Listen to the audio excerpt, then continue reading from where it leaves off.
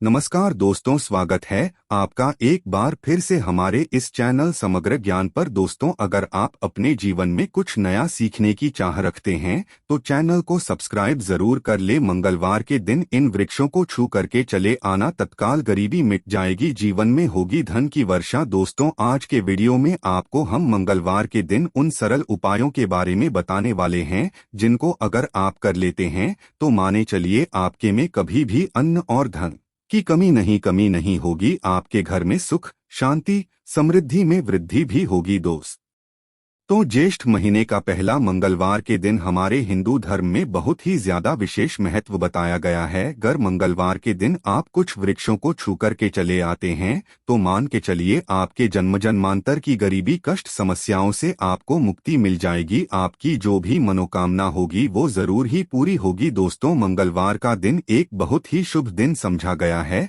ज्येष्ठ महीने का पहला मंगलवार इस बार 9 मई 2023 दिन गुरुवार को पड़ रही है। बता दें, इस दिन अमृत सिद्धि योग, ब्रह्मा योग, इंद्र योग, ऐसे कुल 52 तरीके के नए योग बन रहे हैं। आपको बता दें, कुछ ऐसे वृक्षों के बारे में हमारे धर्मशास्त्र में बताया गया है जिसमें ज्येष्ठ महीने का पहला मंगलवार के दिन ब्रह्मांड की महासर्वशक्तिशाली शक्तियों का वास होता है। अगर सही मुहूर्त पर इन वृक्षों को आप छू करके चले आते हैं तो मान के चलिए दोस्तों, अगर आप अपने जीवन में किसी भी तरह की परेशानी से परेशान थे, दरिद्रता आपके पीछे पड़ी हुई थी, समस्याओं ने आपको था, इन तरह की परेशानियों से आपको मुक्ति मिल जाएगी। दूसरी तरफ आपकी कैसी भी मनोकामना हो, जैसे अगर आप नौकरी की तैयारी के थक चुके थे, आपकी नौकरी लग जाएगी, आपका बंद पड़ा व्यापार चल पड़ेगा, आपके पास जो धन आना बंद हो गया था धन आना शुरू हो जाएगा, जो आपके पास बेफिजूल खर्ची थी बेफिजूल खर्ची रुक जाएगी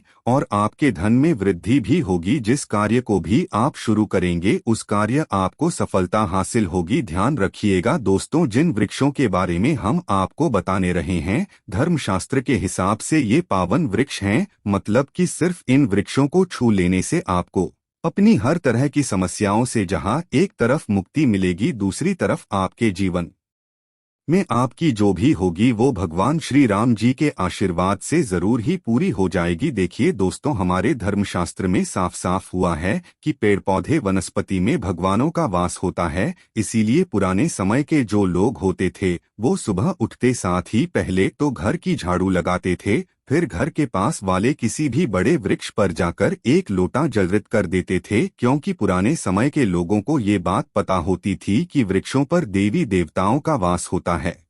देखिए, साइंस भी ये बात कहता है कि पेड़ पौधे वनस्पति फ्री में हमें वायु प्रदान करते हैं कि बिना हमारा जीवन संभव ही नहीं है। हर व्यक्ति ये बात जानता है और आप भी ये बात जानते होंगे कि एक मानव कार्बन डाइऑक्साइड को छोड़ता है। ये होती है जहरीली गैस जिसको जो पेड़ पौधे वनस्पति होते हैं वो सोख लेते हैं और बदले में ऑक्सीजन रिलीज करते हैं, मतलब हमको ऑक्सीजन देते हैं। इसी तरह से अगर आप अपने जीवन में समस्याओं से घिरे हुए हैं, नकारात्मक शक्तियों ने आपको घेर लिया है और आप इन देव वृक्षों को छू लेते हैं, तो बस इन वृक्षों को छूने भर से मान के चलिए आपकी नकारात्मक शक्तियां वह पेड़ पौधे सोख लेंगे और आपके जीवन में सकारात्मक ऊर्जा का वास ला देंगे। दोस्तों, ग्रंथों में भी बताया गया है कि ज्येष्ठ महीने का पहला मंगलवार के दिन कुछ ऐसे वृक्ष हैं जिन पर साक्षात भगवान श्री राम, माता रानी जी और ब्रह्मांड की कई सर्वशक्तिशाली शक्तियों का वास होता है। दोस्तों, आपकी जानकारी के लिए बता दें कि ज्येष्ठ महीने का पहला मंगलवार का दिन एक ऐसा दिन है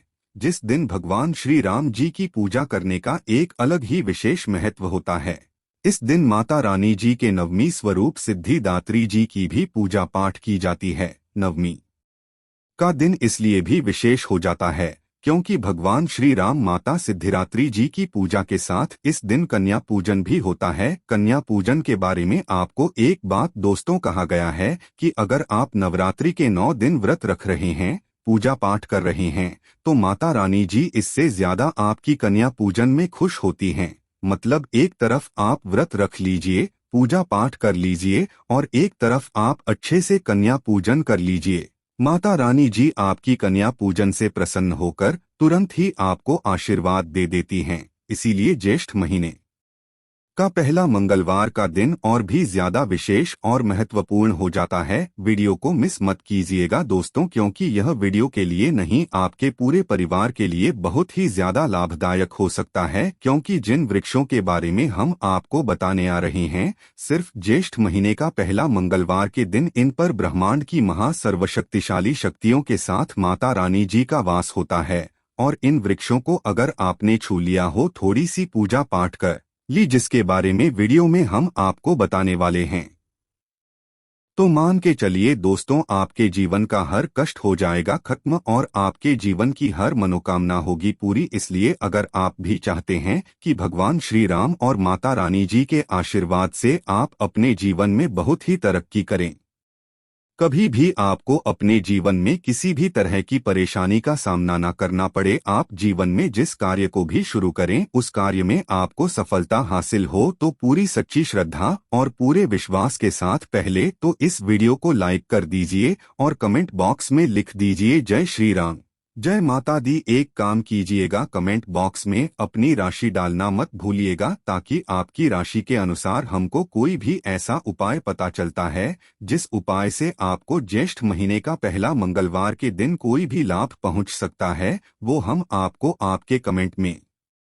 आपके रिप्लाई के माध्यम बता देंगे। तो सबसे पहले तो आप वीडियो लाइक कर दीजिए और अपनी राशि कमेंट बॉक्स में डालना मत भूलिएगा। सबसे पहला वृक्ष जो आपको नवमी के दिन जरूर ही छू कर के आना है, वह है बेल का वृक्ष। बिल्कुल सही सुना आप लोगों ने दोस्तों, बेल वृक्ष एक ऐसा वृक्ष है जिसके प्रत्येक पत्ते में माता पार्वती जी का वास होता है। इस वृक्ष में आपको भगवान भोलेनाथ जी का वास मिल जाएगा। बेल वृक्ष की जड़ में भगवान ब्रह्मा जी का वास होता है। कहा जाता है बेल वृक्ष की जड़ में स्वर्ग तक बसता है। तो आपको बस यहाँ करना है दोस्त, तो एक लोटा जल ले लीजिए। एक लोटे जल में 2-4 बूंद गंगा जल डाल दीजिए। गंगा जल मार्केट में बड़ी आराम से मिल जाता है। घर के पास वाले किसी भी बेल के पेड़ के पास चले जाएं। आपको एक लोटा जल अर्पित करने बेल वृक्ष को छूना है और अपने घर पर चले आना है। सिर्फ इतना भर अगर आप कर ले हैं तो मान के चलिए पूरे साल आप रोग मुक्त रहेंगे, बीमारियों से आप लोग बचे रहेंगे।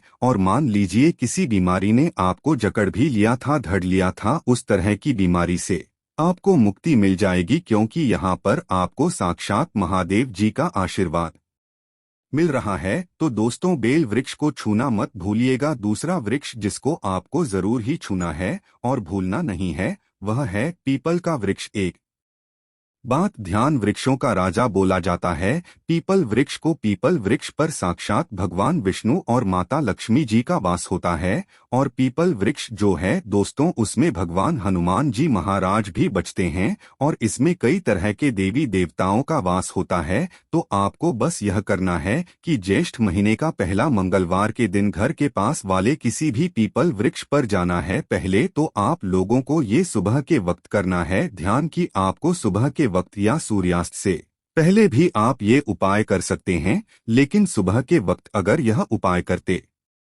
हैं तो बहुत ही अच्छा मन आएगा। लेकिन अगर आपके पास समय नहीं बचता है तो आप सूर्यास्त से पहले मतलब 5-6 बजे तक भी इस उपाय को कर लीजिएगा। पीपल वृक्ष के पास आपको एक दीपक जलाना है। दीपक जलाने के बाद आपको उस पीपल वृक्ष की 3 परिक्रमा है। 3 परिक्रमा करते वक्त आपको भगवान श्री हरि विष्णु जी का बीज मंत्र बोलना है। बीज मंत्र इस तरह से है, नमो भगवते वासुदेवाय नमः। हम फिर से रिपीट कर दे रहा हूँ दोस्तों, नमो भगवते वासुदेवाय नमः। पीपल वृक्ष की 3 परिक्रमा लगाते हुए इस बीज मंत्र का जाप कीजिएगा। अब इससे फायदा आपको क्या होगा तो बता दें, आपके राहु केतु जो होते हैं वो भगवान श्री हरि विष्णु जी के हाथ होते हैं। अगर आपने इतना कर दिया तो आपके राहु केतु हमेशा आपका साथ देंगे और अपने जीवन में जिस कार्य को भी शुरू करेंगे उस कार्य में आपको सफलता हासिल होगी। आप अपने जीवन में बहुत ही आगे जाएंगे।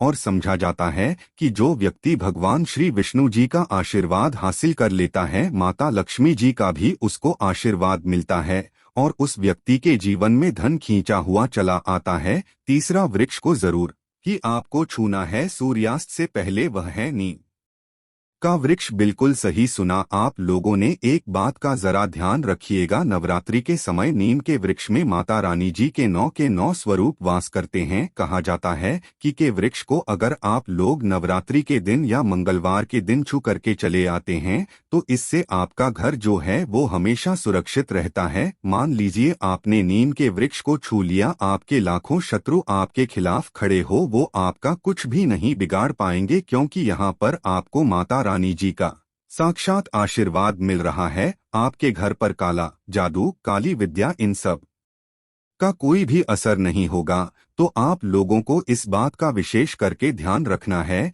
कि नीम के वृक्ष को आप लोगों को छूकर आकर घर पर पूजा पाठ कर लेनी है, क्योंकि ज्येष्ठ महीने का पहला मंगलवार का दिन है दोस्तों। और आखिरी वृक्ष जिसको आपको छूना ही छूना है वह अशोक का वृक्ष। बिल्कुल सही सुना आप लोगों ने। अशोक के वृक्ष को छूने से पहले इस बात का ध्यान रखिएगा, 1 लोटा आप लोगों को कच्चा दूध लेना है, उसमें हल्दी मिला देनी है, अशोक वृक्ष पर जाइए, इसी लोटे जल को अर्पित कर दीजिए और यहाँ पर इस वृक्ष को आपको छू लेना है। क्योंकि दोस्तों अशोक का वृक्ष एक अकेला ऐसा वृक्ष है जिसमें ब्रह्मांड की सारी शक्तियां वास करती है। एकादशी हो गया, अमावस्या हो गई, पूर्णिमा हो गई, रामनवमी हो गई, इन तरीके के शुभ दिनों पर ब्रह्मांड की सारी शक्तियां इस वृक्ष पर वास करने आती हैं। तो बस दोस्तों आप लोगों से निवेदन है, लाइक करना मत भूलिएगा और कमेंट बॉक्स में जरूर लिख दीजिएगा जय श्री राम, जय माता दी।